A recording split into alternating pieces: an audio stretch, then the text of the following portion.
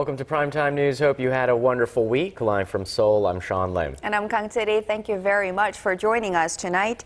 We begin at the nation's top office. With hopes of turning the page, President Park Geun-hye is making changes. She began by nominating a new prime minister this morning as part of her small cabinet shakeup. Our presidential office correspondent Choi You-sun has the details. President Park has nominated the ruling party's floor leader Lee Wan-koo as her new prime minister.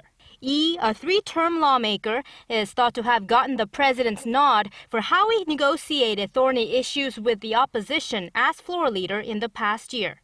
The nominee fully understands President Park's policy direction and has closely cooperated with the opposition to restore parliamentary proceedings.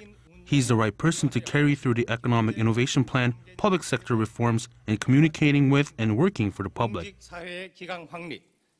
Friday's nomination was widely expected after the president retained Prime Minister Chung Hong-won last year, despite his resignation to take responsibility for the government's botched handling of the Sewol-ho ferry disaster.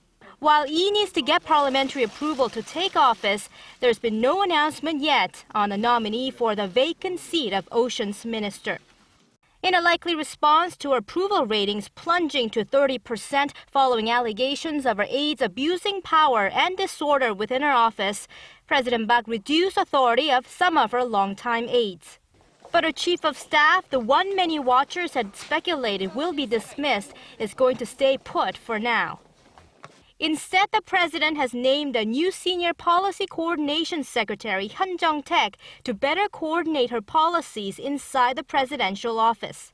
President Park also announced a new lineup of 4 special advisors whose main task will be to actively communicate the president's policies with parliament. Meanwhile, President Park's Civil Affairs Secretary was promoted to Senior Secretary after his former boss, Kim Young-han, resigned, having refused to appear at a parliamentary hearing for a recent document leak scandal. Choi You-sun, Arirang News.